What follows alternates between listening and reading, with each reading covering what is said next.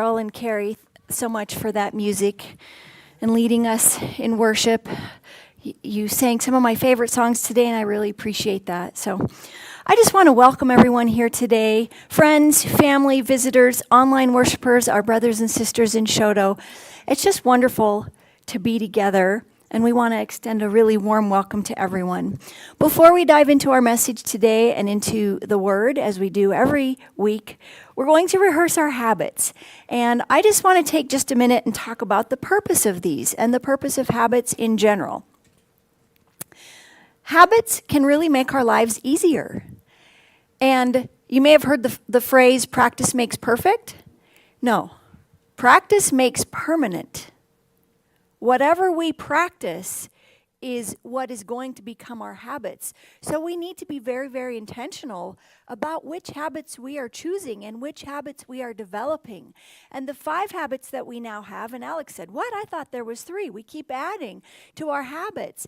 These are very intentional choices to help us reach our goals of being disciples and making disciples. So what is our first habit? Daily Bible reading. And we have a 1-year Bible that as a church family we have gone through. We are going to reach the end of that book this week on Tuesday. And our pastor, Pastor Joel, Joel and June are away visiting family, and we're so glad that they could be with family this week. Pastor Joel has, over this entire past year, chosen selections from our daily readings for each message each week. Today, since he's not here, don't tell him. I'm going to go a little off script. But I'm just going to go a little bit ahead and a little bit behind. We're still going to go from the Bible. But congratulations on reading through the entire Bible if you've been following that plan. And if you need a daily Bible, we still have some. What's our habit number 2? Small groups. Connection, fellowship. That's where church, as Joel always says, that's where church really happens. We have multiple small groups meeting now this coming week on Wednesday. Of course, it'll be New Year's, and I don't believe the Wednesday groups will be meeting. Yes?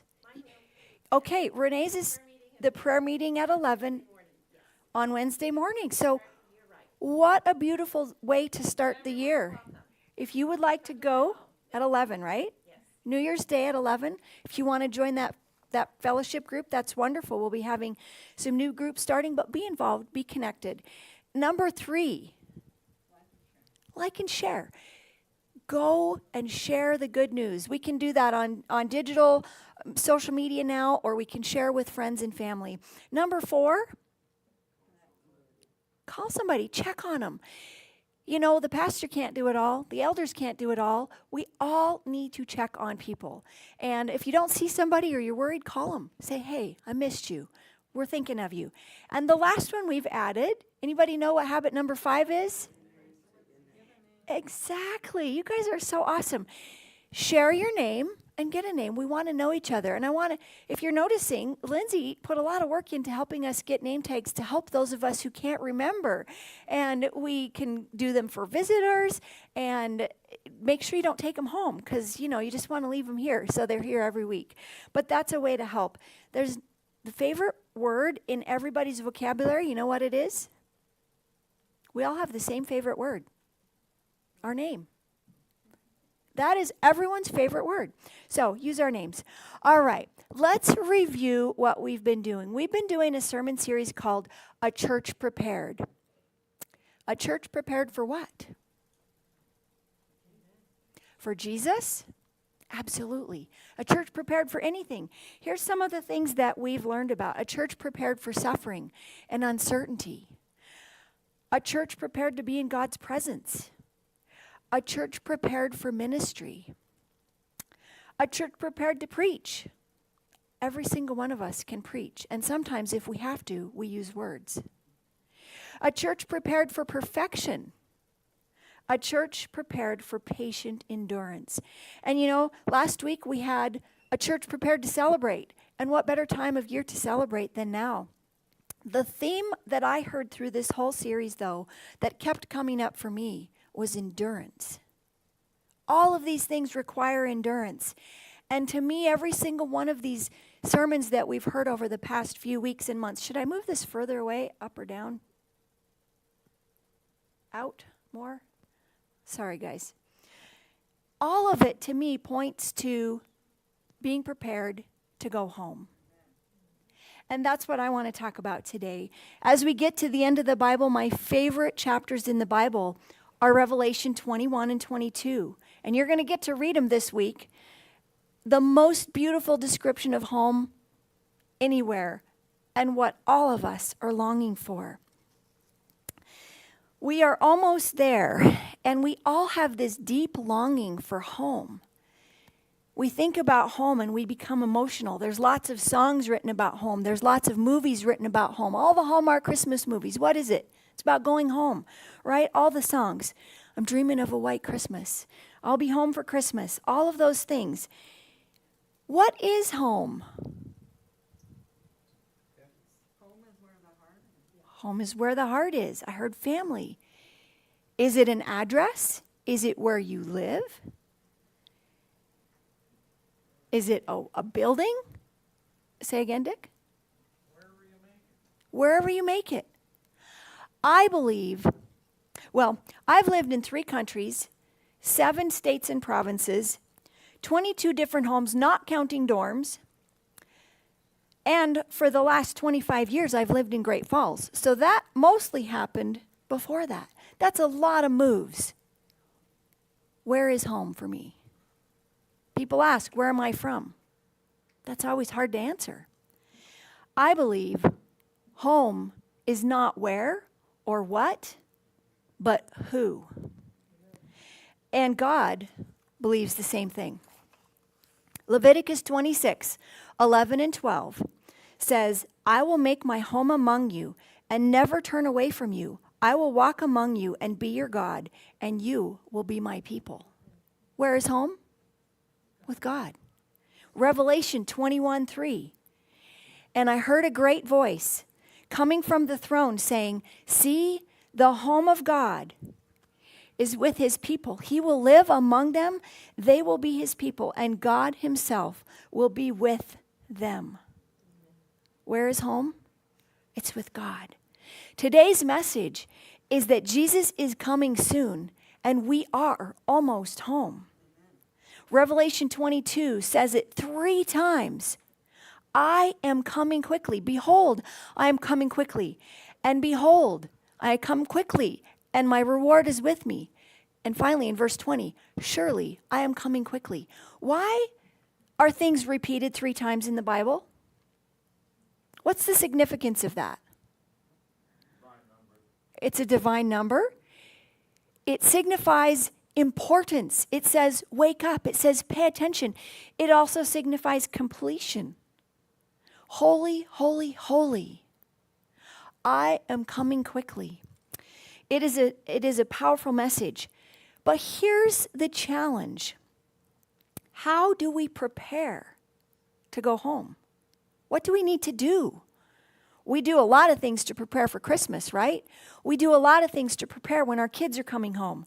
We do a lot of things to prepare for being home. How do we prepare for this heavenly home with God? We're going to find some answers in Hebrews today. Hebrews 12 and 13. We're going backwards a little bit to find some of these answers. As I was getting ready in the morning a few weeks ago I listened to the Bible as I'm getting ready. And of course, we all know Hebrews 11 is the faith chapter, right? But immediately following in chapter 12, it struck me. These are all the instructions. This is the manual of how to prepare and how to be ready to get there. So that's what we're going to do today. But before we dive into that, I want to tell you a story. I grew up listening to my dad preach, and he never preached a sermon without telling stories. And every sermon he ever taught was about Jesus. But sometimes the thing I remembered was his stories. And this is a story that I remember him telling that I fell in love with and have continued to love. And some of you have heard it before, so I apologize if you do know this story. This story is about endurance. And remember that I told you that this whole series to me has kept repeating, we must endure. And this story is about endurance, the HMS Endurance to be specific, which is a ship. This ship was taken by Ernest Shackleton, who was a British explorer who had a goal of establishing a base on Antarctica and trekking across Antarctica on foot to the South Pole. He had tried many times. He'd worked very hard. And he put together a crew. And on December 5, 1914, as the rest of the world was engaged in World War I, Ernest Shackleton, with 27 men, 69 dogs, and 1 cat, left South Georgia Island on their expedition to reach the South Pole. Now, within 2 days, this picture shows what the whole expedition looked like, the whole ordeal, and we're gonna go through that just a little bit, and we'll come back to this. But within 2 days, they encountered pack ice. They had already reached the pack ice. And for the next almost 6 weeks, they hacked, go ahead and do the next slide. They hacked and plowed their way through the ice to persevere, to endure, to reach their goal. And they got within 1 day. They were within 1 sailing day of reaching their goal of landing on the shore of the Weddell Sea and starting their trek across. And then, January 18, now 1915, they got stuck in the ice. The winds shifted, the ice packed in around them. They could no longer move. They were immobilized. And they stayed stuck and immobilized for 10 months. 10 months stuck in the ice. The winds continued to push them north, further and further away from their goal. There was almost zero hope of rescue. There was nobody flying over, nobody coming to look for them, no ships traveling through. Anything they had was all they could have to survive. For 10 months, they were stuck in the ice until October 27, when finally the pressure of the ice started to crush that ship. Now, it took 25 more days, but eventually the HMS Endurance sunk. And during that time, they took everything that they could off that ship to help them survive, but again, with almost zero hope of rescue.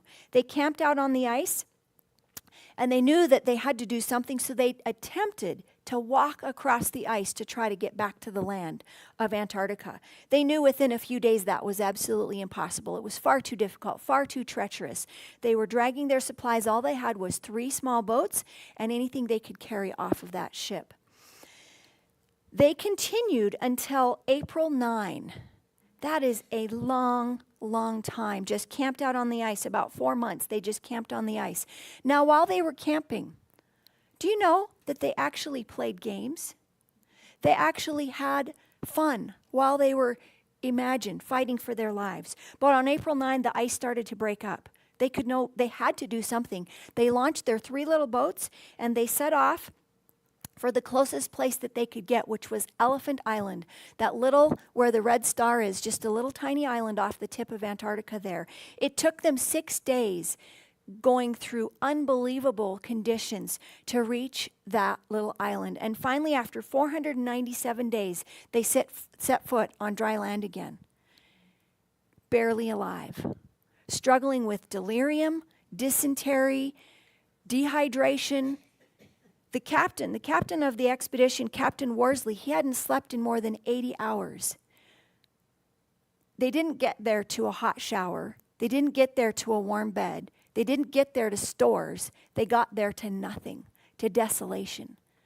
They didn't really have much more chance of rescue, but at least they were not on the ice or on the sea anymore. After 9 days of recovery, Ernest Shackleton knew that if he didn't take action, they would all die. And so he launched with 5 other people, including Captain Worsley, one of their 3 ships. I would hardly call that a ship. It's a little lifeboat. It was called the James Caird, and they launched hoping to find help. And the other 22 men had to stay on Elephant Island. He left a man named Frank Wild in charge, and I'll get to that in a second. But it took 16 days going through unbelievable conditions for those 6 men in the James Caird. 6 days, over 800 miles, they reached South Georgia Island again, where they had started their original expedition. There was a small whaling station there and some people. But again, no cell phones, no satellite, no GPS, no ships passing by. That little whaling station was completely isolated. Now, when they landed on the wrong side of the island. Exactly. Oh, no. They were exhausted. Absolutely. I don't know how they were even still alive. Ernest Shackleton hiked across that island on uncharted, unmarked. He made it somehow to this whaling station. He knocked on the door and staggered in. Can you imagine? There's nobody there. These men had no reason to expect anyone to show up on their whaling station. And all he said was, "My name is Shackleton." It took him 3 attempts, 3 failed, and 4 attempts total, and 4 more months before they finally reached the men that were still on Elephant Island. But in the meantime, there was someone there named Frank Wild that Ernest Shackleton had left in charge. Back on Elephant Island, they made shelter by turning over, go ahead to the next slide, they turned over the 2 remaining boats and they created shelter for themselves. They called it the Snuggery.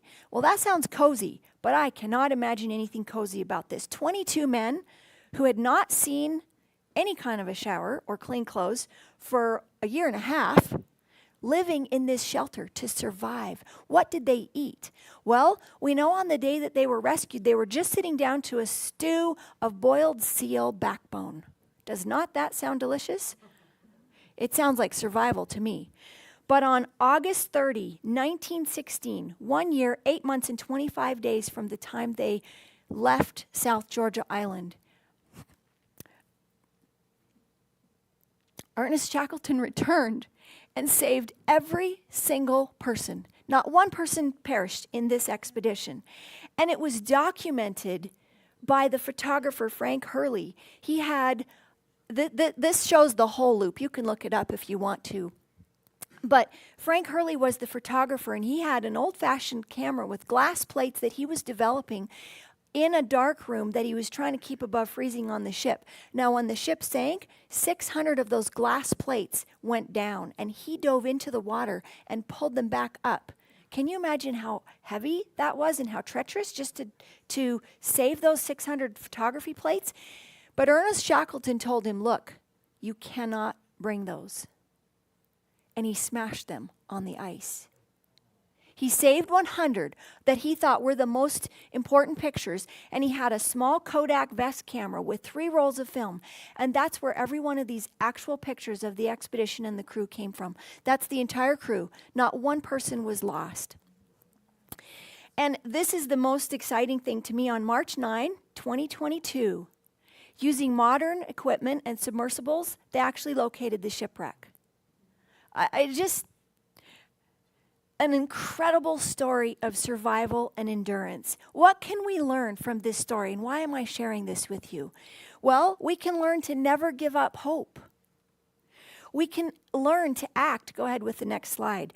Act as if today is the day, because I forgot a very important part. When they were back on Elephant Island and Frank Wild was in charge, every single day for 4 months, he told the men, "Lash up and stow your gear. Today could be the day. The boss may be coming today." Act as if today is the day. Work and play together. They had to rely on each other. They worked and they played together. Drop the unnecessary weight and endure. There couldn't be a more appropriate name for this ship than the Endurance. They endured until they were rescued. Now, when do you think they felt like they were home? When they saw Ernest Shackleton coming back? Do you think they knew that they were going to be home? Yeah. But this isn't about some trip to the Antarctic. This isn't about an exploration voyage. This is about our heavenly home. This is about Jesus is coming soon, and we are almost home. How should we prepare?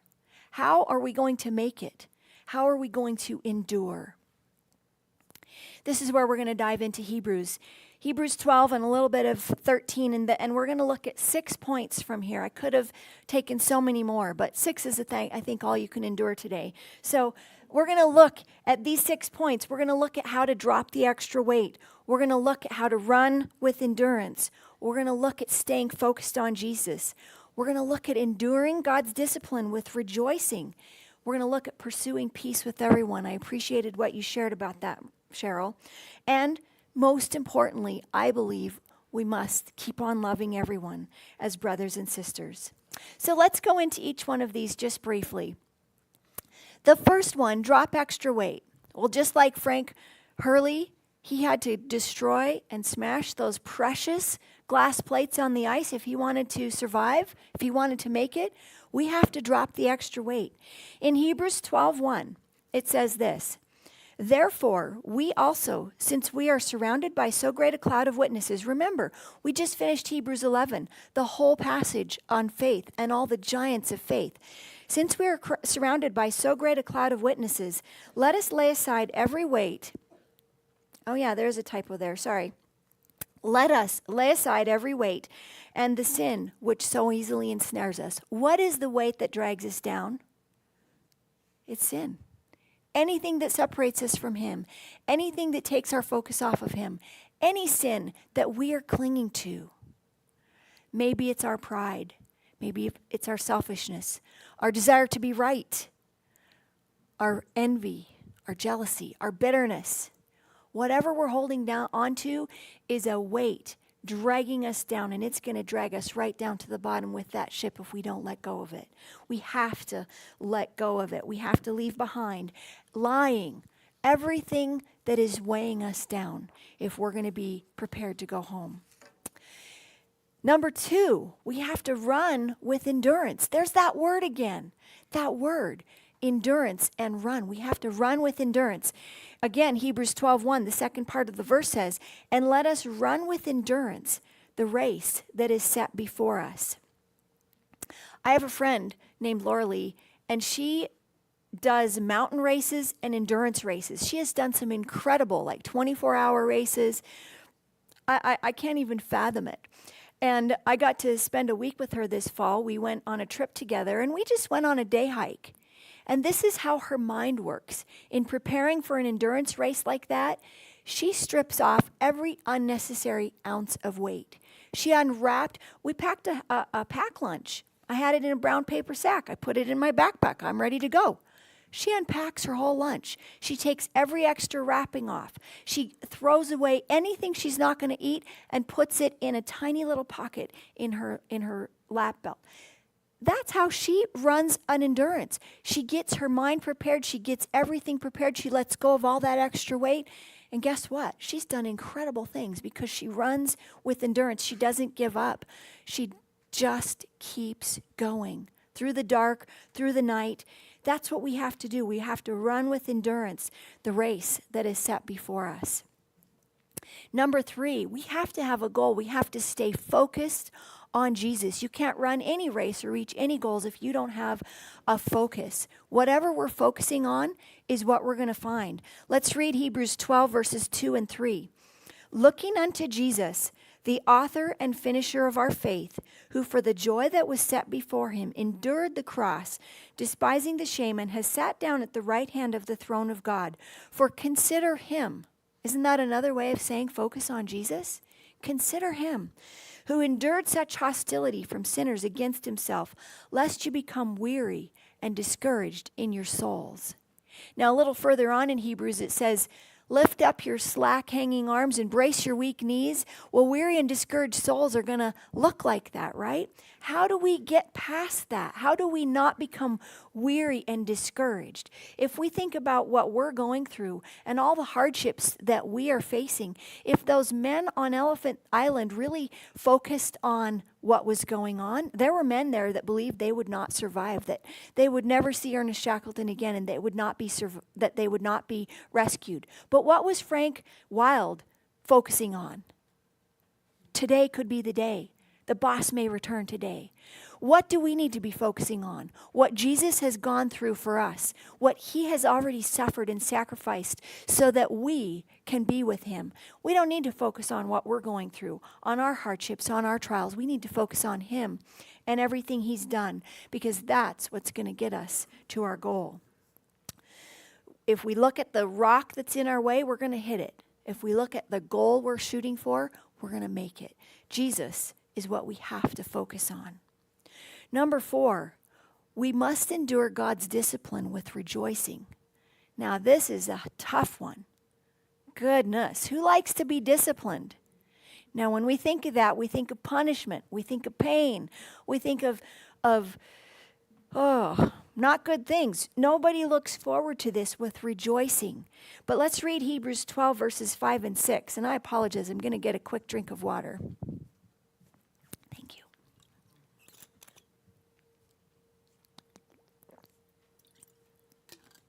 Hebrews 12, 5 and 6 says, "And you have forgotten the exhortation," some passages say the proverb, that says, that speaks to you as to sons. "My son, do not despise the chastening of the Lord, nor be discouraged when you are rebuked by him. For whom the Lord loves, he chastens, and scourges every son whom he receives." Now imagine this. You're walking through Walmart. You see a stranger with their kid, and the kid is absolutely out of control. Totally out of control. Now, would you walk up to that stranger and discipline their child for them? You'd probably get arrested these days. You'd never think of doing that. But if your own child was misbehaving, would you discipline them? Yes, we discipline our children because we love them. Yes, it's true. We only discipline our children. God only disciplines his sons and daughters. And he does it because he loves us so much. And he knows that that's the way to get us on the path. So when we find ourselves being disciplined, when we find ourselves facing hardships, rejoice. We have to rejoice and realize that if we were not his sons and daughters, he would not be disciplining. We would not be going through this. We would not be going through this. There's quite a few verses on this in Hebrews, and the point is very, very clear that because we are his sons and daughters, we will be disciplined because that is a sign of his love. That's why we can rejoice when we are disciplined. Number 5, pursue peace with everyone. Hebrews 12:14 says, is it really just 10 to 12? Well, we're going to be done early, so that's all right. Pursue peace with everyone. Hebrews 12:14 says, pursue peace with all people and holiness, without which no one will see the Lord. This is very, very significant. Is there any other way to see the Lord? Without which there is no way. Now, does it say pursue peace with the people you like? Pursue peace with the ones that are easy to get along. Pursue peace with the people that are seeking peace from you. No. It says with all people. The ones who haven't asked your forgiveness, the ones that are difficult, the ones you don't like, the ones that have hurt and disappointed you, the ones you don't understand. All people. Now, it doesn't just say sit around and wait for it. What does it say? Pursue. That, to me, brings up a vision of a hunt. You are pursuing something. You are running after it. You are relentlessly going for what you want. You don't just sit back and wait for it to approach. We don't just take a passive role when we are pursuing peace. We pursue it with everyone and holiness, without which no one will see the Lord. And finally, number 6, we must keep on loving one another as brothers and sisters. Now, we're not talking about brothers and sisters the way it was when I was growing up. He looked at me. He touched me. He breathed on me. That's not what we're talking about. We are talking about brotherly love. Let's read now Hebrews 13:1. And I'm going to read this first from all these verses I've been reading, the New King James Version. It says, let brotherly love continue. And another version says, let love continue among you. Now, what kind of love are we talking about here? Well, I'm going to go back here to chapter 12, verse 10, and look at another. This is the same word of love that's used in these verses. It says, be kindly affectionate to one another with brotherly love. This is Philadelphia love. This is the brotherly love. in honor, giving preference to one another. Now, how does Joel define love? Doing what's best for acting in the best interest of the beloved. That is what brotherly love is. Be kindly affectionate to one another with brotherly love, in honor, giving preference to one another. When it says let brotherly love continue in Hebrews 13:1, it means acting in the other person's best interest, giving them preference, doing what's best for that person. Now that is not easy. Because what do we naturally want to do? We naturally want to look out for ourselves and do what's in our own best interest. That's what comes naturally to us. This is not a natural phenomenon. This takes I believe, divine intervention, divine gift to be able to love one another with this kind of love. And this is what it's going to take to be prepared to go home. So our message today is that Jesus is coming soon, and we are almost home. Again, in Revelation 22, it says it 3 times in verses 7, in verse 12, and in verse 20. It says that I am coming quickly. I am coming quickly. And how do we prepare? Let's just review these things very quickly. Number 1, we're going to drop the extra weight. Number 2, we're going to run with endurance. Number 3, we must stay focused on Jesus. We have to have a clear goal. Number 4, we can endure God's discipline with rejoicing because it is a clear sign that we are his sons and daughters and he loves us so much. 5, we're going to pursue peace. We're going to run after peace with everyone. And finally, we're going to keep on loving one another as brothers and sisters. Now, here's the good news. No matter how long it is, no matter how difficult the wait, no matter what we must endure to get there, he will always be with us. He promises us throughout the Bible. And I just want to leave you with this verse from Deuteronomy 31, chapter 31, verses 6. Be strong and courageous. Do not be afraid or terrified because of them. Who's them? Anyone. Anyone. For the Lord your God goes with you. He will never leave you nor forsake you. Even when we can't see him, even when we don't feel him, even when it doesn't seem that he's near or that he's actually coming very quickly. He is coming quickly, and he will never leave us. So what is the next step? Come. Come. Revelation 22:17 says, guess how many times? 3 times. Come. And the Spirit and the bride say, come. And let him who hears come. And let him who thirsts come. Whoever desires, let him take the water of life freely. Come home. Come to Jesus. Alex is going to sing a song, and if you know these it's 2 songs together, and if you know them, feel free to join us. We're going to sing it with you, and then we'll have a closing prayer.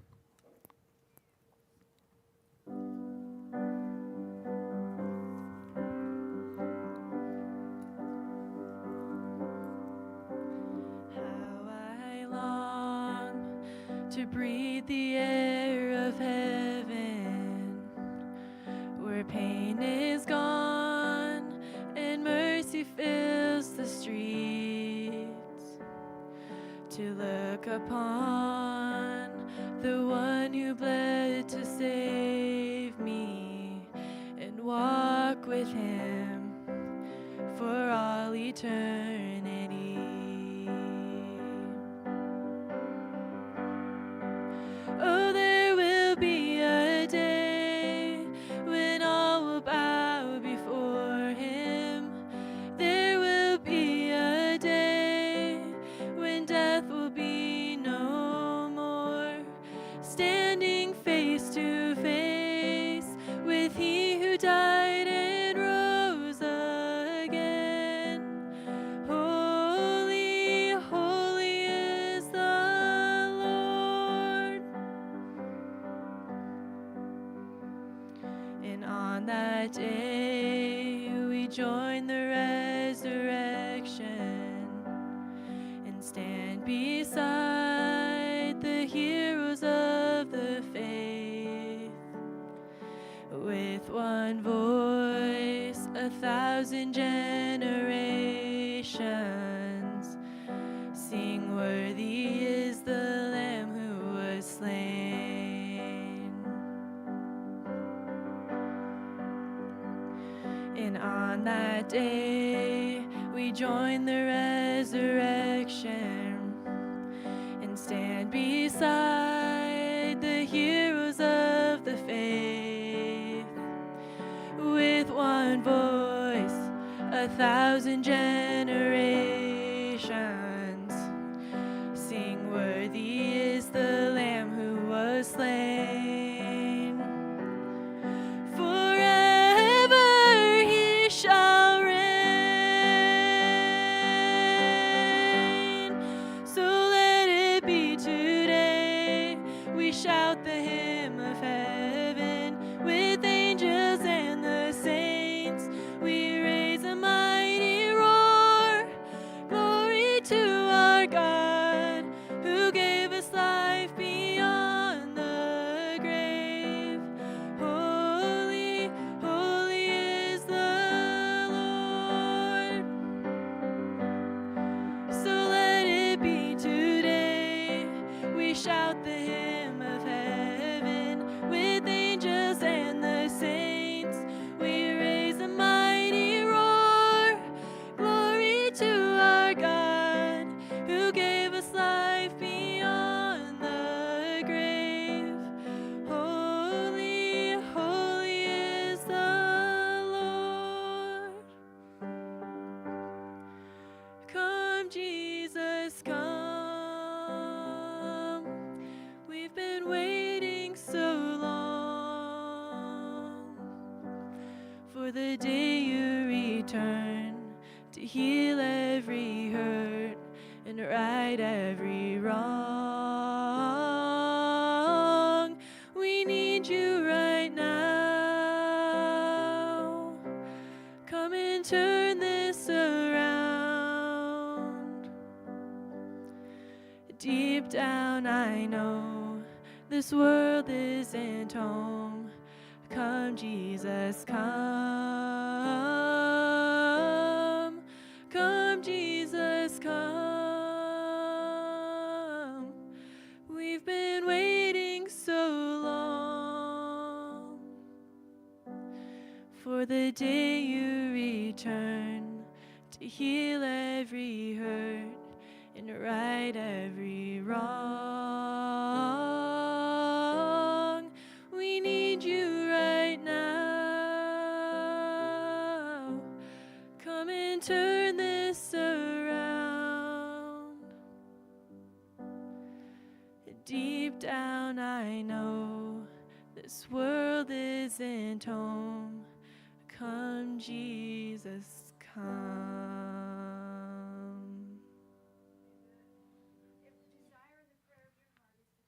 Please stand with me as we pray.